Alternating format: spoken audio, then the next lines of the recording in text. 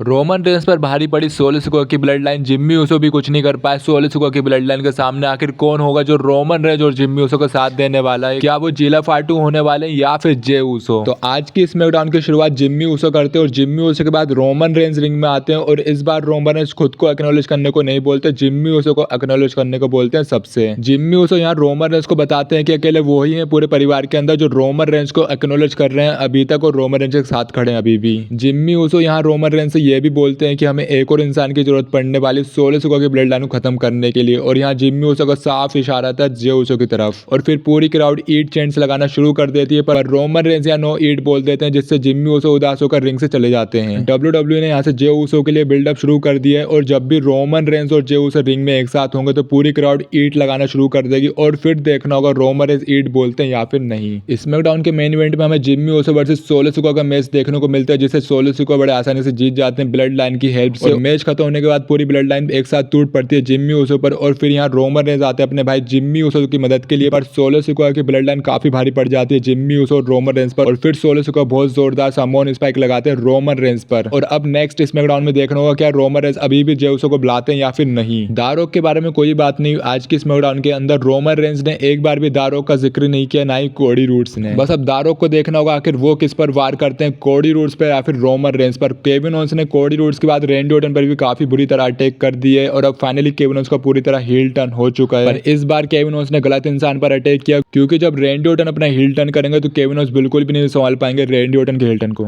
रिया replay भी दिखाई दी आज की स्मैकडाउन में और वो अभी भी लिव मॉर्गन के पीछे पड़ी हुई है और WWE अब कब तक लिव मॉर्गन और रिया रिप्ली के बीच स्टोरी दिखाने वाली है देखना होगा। टिफनी स्टेशन काफी कंफ्यूज आखिर वो किस पर अपना money in the bank cash in करे, नाया जैक्स पर या फिर लिव मॉर्गन पर। WWE प्रोबेबली टिफनी स्टेशन का money in the bank cash in Nia Jax के ऊपर ही कराएगी, पर ये कब होता है ये देखने वाली बात होगी। नेक्स्ट स्मैकडाउन में हमें फिर ब्लड लाइन के बीच सेगमेंट दिखाई देने वाला है। क्या नेक्स्ट स्मैकडाउन में हमें दारोक दिखाई देने, क्या वो ज्वाइन करेंगे सोलो सिकोआ की ब्लड लाइन को या फिर पॉल हेमन दिखाई देंगे जो ज्वाइन करेंगे रोमन रेंस की ब्लड लाइन को।